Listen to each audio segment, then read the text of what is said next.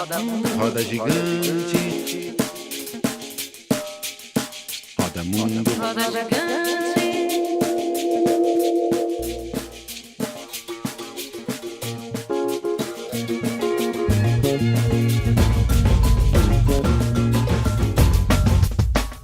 a gente quer ter voz ativa no nosso destino mandar.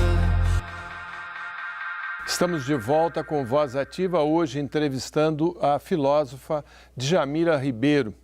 Djamila, a vereadora mais votada de Belo Horizonte, Áurea Carolina, que é cientista política, fez campanha destacando a questão das mulheres, principalmente as mulheres negras da cultura e da juventude. Ela também fez uma questão para você. Vamos ouvir. Eu tenho ultimamente pensado muito na questão da conexão entre as lutas antirracista, contra o patriarcado, anticapitalista, contra a LGBTfobia, contra tudo de ruim que existe. E é urgente que nós criemos alianças estratégicas entre essas várias lutas. É um desafio enorme, mas é possível e eu vejo que é um caminho necessário. Como que você tem lidado com essa temática, especialmente na reflexão sobre lugar de fala e sobre o atravessamento entre essas diferenças? No livro da Angela Davis, Mulheres, Raça e Classe, que foi traduzido numa edição brasileira só recentemente, que tem um prefácio assinado por você, é muito importante que as pessoas que estão assistindo saibam disso, desse clássico e da sua contribuição especial na edição brasileira, Djamila. A Angela fala em alguns episódios de cooperação que houve entre mulheres, homens, brancos na luta abolicionista. Como que a gente pode avançar nesse debate, nesse momento tão sensível no Brasil? Quais são as armadilhas, os desafios que estão colocados aí?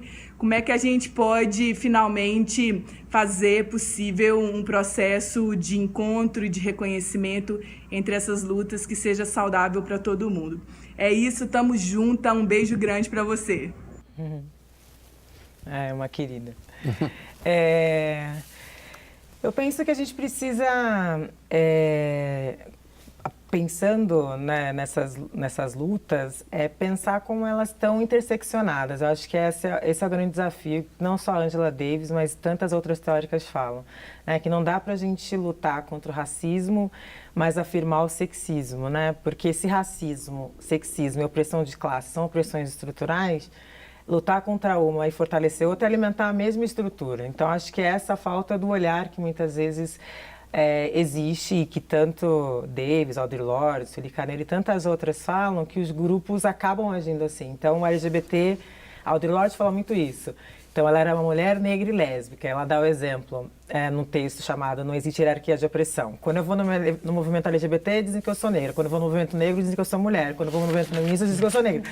Então, ela fala, mas como é que eu vou abrir mão das minhas identidades se essas identidades me colocam nesse lugar? Então, ela diz, a luta antirracista necessariamente tinha que ser uma luta LGBT, porque existem pessoas LGBT negras, né? A luta contra o machismo deveria ser uma pauta do movimento negro e assim por diante.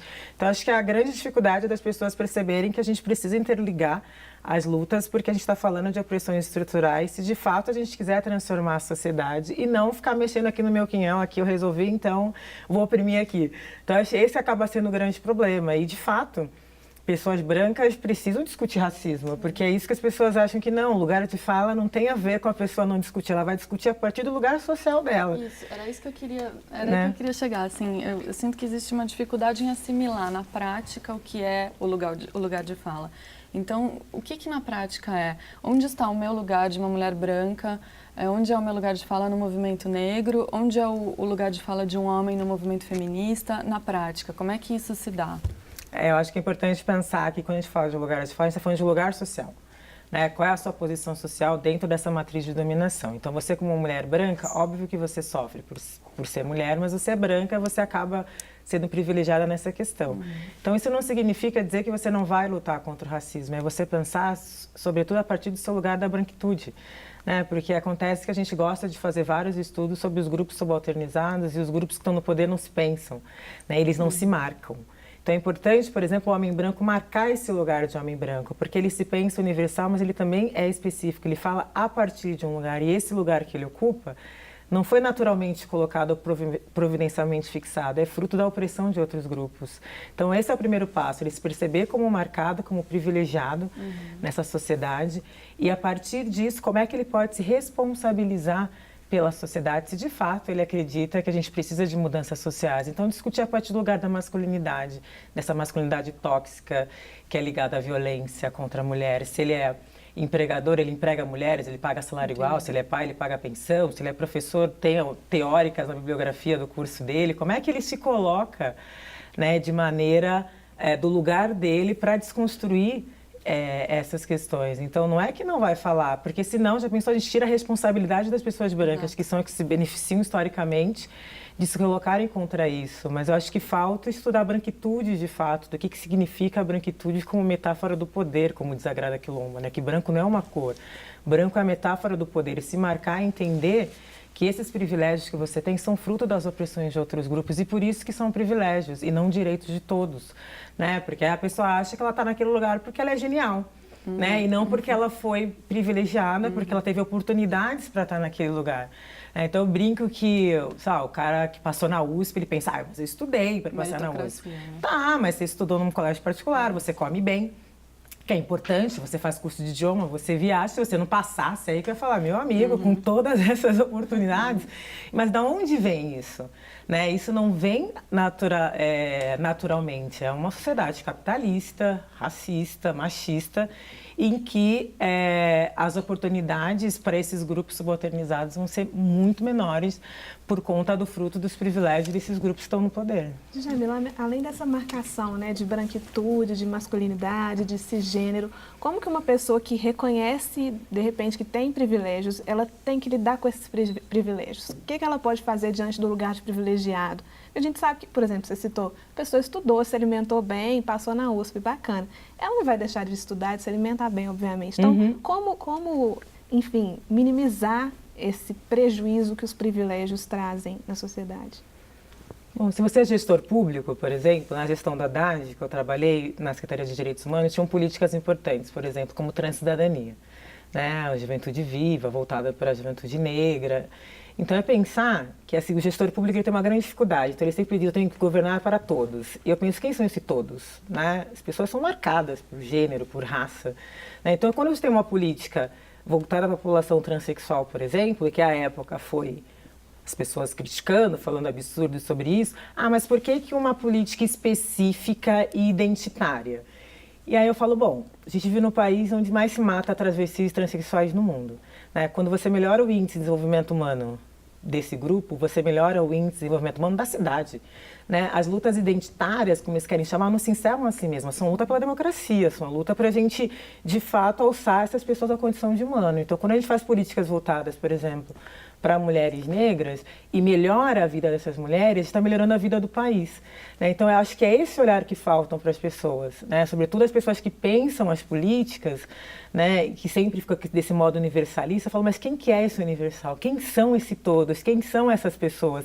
E essa dificuldade de marcar. Então, quando a gente pensa em interseccionalidade, lugar de fala, não é meramente conceitos teóricos, que pode ser ferramentas importantes de políticas públicas, inclusive. Então, acho que falta também ler o que foi produzido por nós. Acho que falta também conhecer esse outro mundo, né? Como a Grada Quilomba fala, que muitas vezes eles reprimem conhecer a realidade desses que eles configuraram como outros, porque eles não querem ter que lidar com o conhecimento dos outros e não querem ter que lidar com verdades desagradáveis, como colonialismo, como racismo, porque quando você tem que lidar com isso, você é obrigado a fazer alguma coisa. Né? Então, acho que o primeiro passo é entender o seu lugar, ler essas produções. Se você é professor e se você é gestor público, é importantíssimo que pense sobre isso. Né? Eu estive na Noruega em outubro passado, a convite do governo. Fiquei uma semana lá para conhecer as políticas de equidade de gênero. E quanto que isso, de fato, impacta na vida das pessoas. Então, tem que ter políticas voltadas para as mulheres, já que as mulheres são mais prejudicadas, porque quando você melhora a vida das mulheres, está melhorando a vida do país como um todo.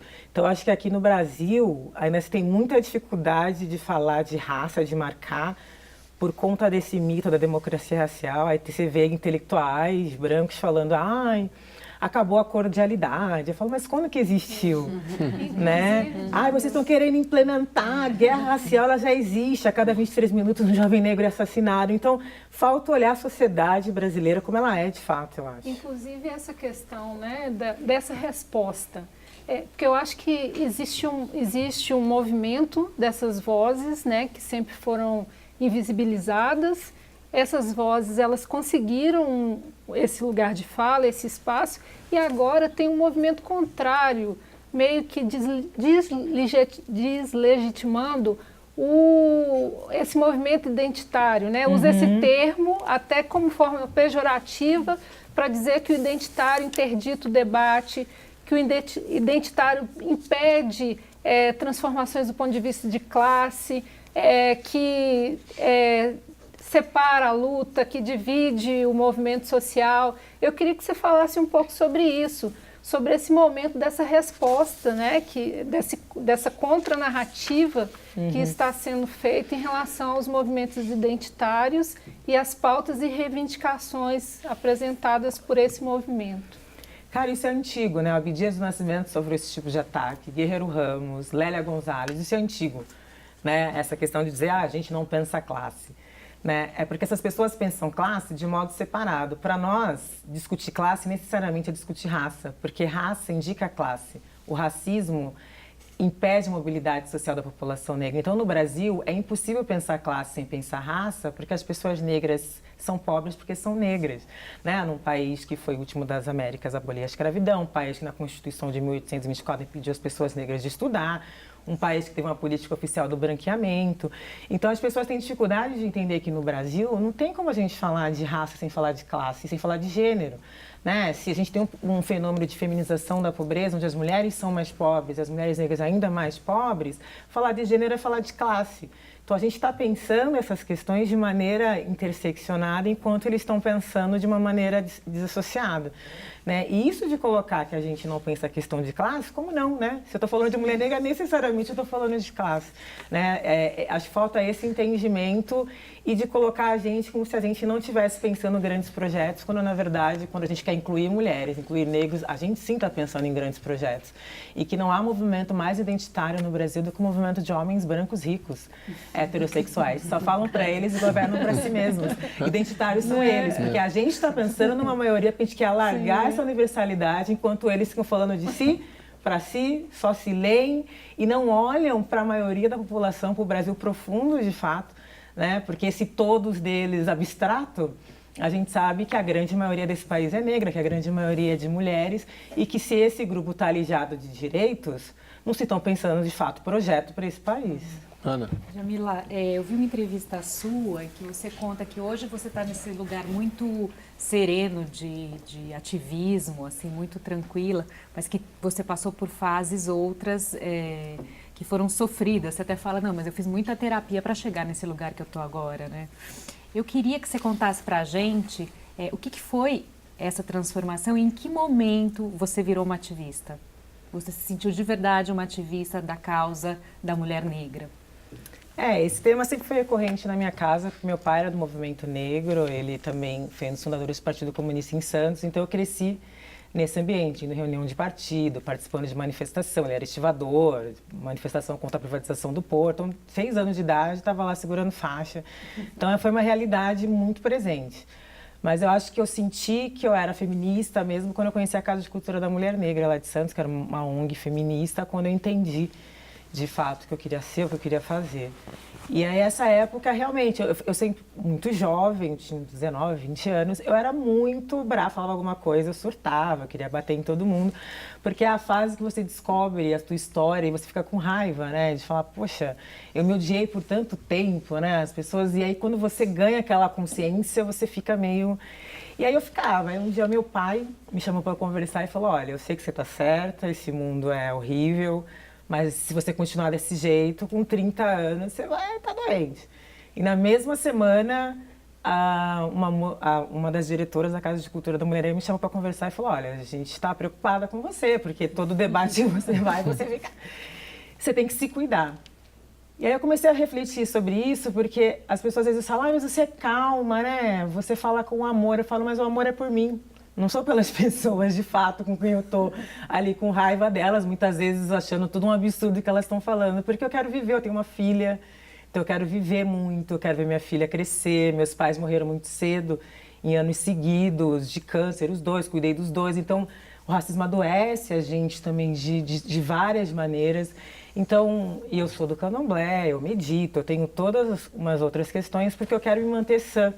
Né? Porque eu acho que numa sociedade que odeia mulheres negras eu me amar é algo extremamente potente. Então eu não vou me enfraquecer por conta dessas pessoas. Então eu tento, na medida do possível, óbvio que tem hora que eu sou pé na porta, sem dúvida nenhuma, eu acho que tem que ter um momento de ser pé na porta, mas no geral eu faço isso porque de fato eu quero me manter saudável, quero viver bastante, eu não quero, acho que eu tenho muita coisa para fazer, muitos projetos para tocar, do que me enfraquecer. Sei que não é fácil, entendo que eu tive a oportunidade de elaborar isso, a maioria da população não tem.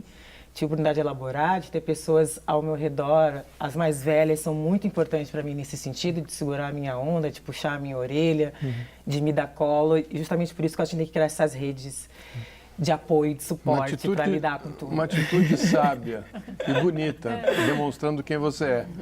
Muito legal. E você é referência para muitos jovens, né? E você está dizendo que tem essas sábias. Quem que são as pessoas que estão te dando esse suporte? Onde que você está buscando essa força? Sueli Carneiro é uma grande referência, a gente tem uma relação próxima e que puxa a minha orelha, briga comigo.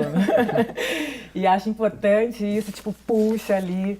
Eu lembro que em 2015 a gente foi participar de uma mesa com ela, a gente estava no camarim, ela pediu para todo mundo sair, saiam todo mundo que eu quero falar com a Djamila. E eu falei, olha, eu acho que você está tritando demais, você está se desgastando com coisas, eu vejo tudo que tu posta, tá escutando? Você vai sair dos grupos, você vai parar de... Vá trabalhar efetivamente porque importa, para de ficar dando importância para isso. E aí eu comecei a refletir. A Grada Quilomba também, quando veio para o Brasil em 2015, eu entrevistei e eu lembro que ela falou para mim, foca a tua energia na direção certa. Ela falou, as pessoas te atacam, elas vão atacar. Mas essas são as vozes do passado e as vozes do passado merecem estar no passado. Então, isso também me ajuda. E o meu babalorixá maravilhoso, que cuida muito de mim.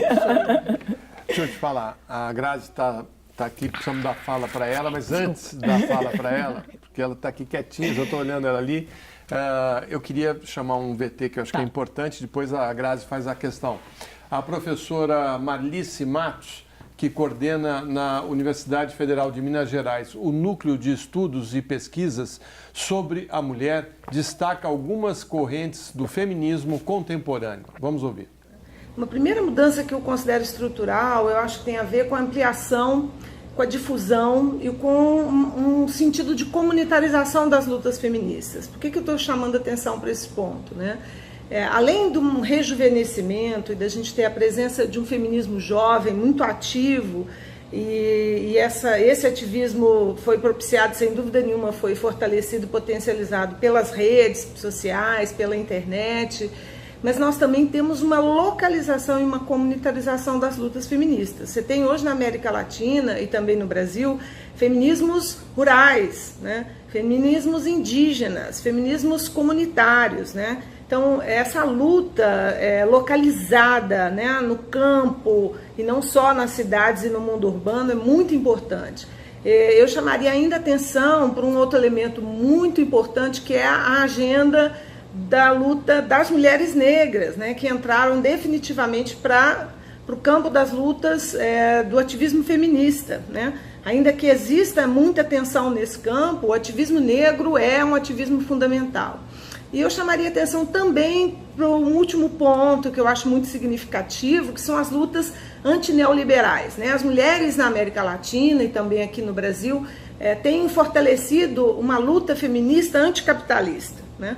A ponto de dizer com todas as letras que não é possível ser feminista sem ser anticapitalista. Então, a luta contra, né, o agronegócio, contra a mineração, a exploração do petróleo, o turismo, as hidrelétricas, né, as plantas eólicas, é uma luta também feminista. né? Então o feminismo, ele não só entrou para dentro do Estado também, esse é o último ponto que eu queria destacar. Você tem alguma coisa que as teóricas têm chamado de feminismo estatal, também a presença da agenda feminista, né, em secretarias, ministérios de mulheres, planos nacionais de políticas para as mulheres. Então eu não tenho nenhuma dúvida que o século XXI é um século de um outro momento, né, de uma outra etapa muito potente, né, dos feminismos jovens, dos feminismos negros, dos feminismos comunitários, que tem aí trazido a luta anticapitalista para o processo da luta global e da luta aqui no Brasil também. E aí, o que você achou, Grazi? Sobre o que a gente acabou de ouvir da Marlise, é isso? Isso. Me ocorreu uma coisa. A gente sabe que a força motriz do capitalismo é o racismo, né? Então, assim, o capitalismo, acho difícil ser tão bem sucedido se a gente não mantém o racismo. Partindo dessa ideia, é possível, assim, como acaba com o racismo? É possível acabar com o racismo? Você acha? Nossa. Eu tenho algumas discordâncias do que ela trouxe no sentido de dividir a história do feminismo em ondas, que na verdade, a história dominante do feminismo divide assim, né? Porque agora estamos falando de feminismos negros. Na verdade, sempre existiram essas tensões das feministas anticapitalistas, por exemplo, as feministas russas, por exemplo. Então, sempre existiram essas tensões. Acontece que você tem uma história dominante do feminismo e quem é que conta essa história? Então, acho que as feministas negras foram uma das primeiras, assim como as feministas anticapitalistas, enfim, a fazer esses tensionamentos de que não dá para a gente pensar um projeto feminista sem ser antirracista, sem ser anticapitalista, e isso não é novo, né? A própria pensar a questão das comunidades, dos feminismos comunitários, isso também, que também não é novo, talvez não seja tão visível. Eu acho que acabar com o racismo é o que a gente acredita, como diz a Angela Davis, a nossa utopia, mas do quanto que é importante também, não dá para acabar com o racismo sem a gente acabar com o sexismo, se a gente pensar a luta anticapitalista nesse bojo todo, né? Porque se a gente está na base, é a junção dessas três opressões que nos colocam lá. Então, é não pensar separadamente, né? Porque uma sustenta a outra. Óbvio que o racismo é anterior ao capitalismo, mas o capitalismo instrumentaliza o racismo de uma maneira, colocando a gente nessa situação. Então, acho que é só possível acabar com o racismo se a gente pensar dessa maneira não separada. Djamila, você acha que existe um incentivo do discurso dominante dessa competição de opressões, assim, ser negra é pior que ser mulher? Existe isso vale para o discurso dominante? É válido para eles?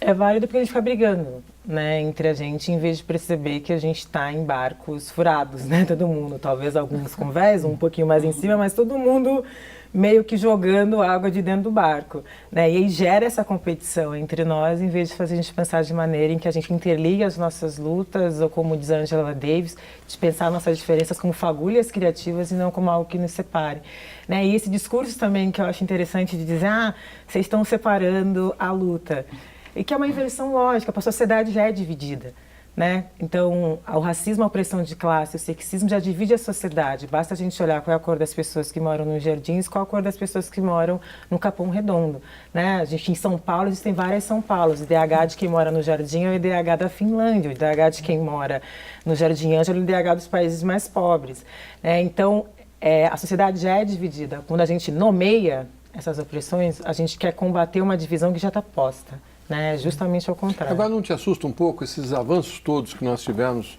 nos anos passados, próximos, recentes, né? Com as cotas, com a questão da criminalização do racismo, enfim, de repente você está vivendo um momento de um retrocesso, né? Que as pessoas se acham livres para terem atos racistas, né? E a gente está tendo exemplos aí na internet, na rua, contra artistas negros, contra LGBTs também. Então, assim, Como é que você entende esse momento? O que está acontecendo? A gente parecia que estava avançando para uma sociedade mais igualitária, entre aspas, dentro de uma sociedade de classes, mais igualitária. O que aconteceu para você? Como é que você lê esse momento? É um momento complicado, mas retrocessos existem em todas as épocas históricas, mas de fato, por conta da internet, né, as pessoas se sentem à vontade, até porque elas podem se esconder, né, por trás de perfis fakes, existem grupos organizados que organizam ataques, enfim, várias coisas. Eu penso que isso é uma resposta a essas, eu brinco que a gente não vive uma onda conservadora, eu acho que a gente viveu uma onda progressista. Né? O Brasil sempre foi conservador, porque eu acho que acreditar numa onda conservadora seria acreditar que o Brasil já foi progressista. Né? Um país que teve 354 anos de escravidão, mais de 20 anos de ditadura militar, né? Sempre foi um país conservador. Nos últimos tempos existiram algumas marolas progressistas e vem agora de novo esse conservadorismo para barrar, né, esses avanços que a gente teve. A gente só vê a discussão que esse país fervilhou por conta da PEC das domésticas, por exemplo, né, que era igualar a doméstica como qualquer outro trabalhador, e foi aquele escândalo, né, a cotas nas universidades, aquele escândalo todo. Então, existiram alguns avanços e que agora vem toda essa questão para barrar essas marolas progressistas bem na hora que a gente estava adorando surfar e estava sendo bem legal. O que acho que foi assustador foi perceber que existe um grupo extremamente conservador no país que botou a cara para fora a partir desse momento. O Voz Ativa vai ter que fazer um intervalo e daqui a pouco a gente volta. Até já.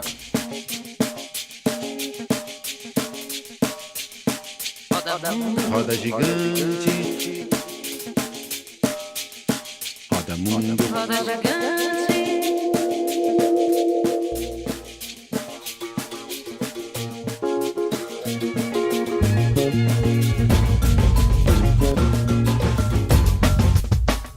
A gente quer ter voz ativa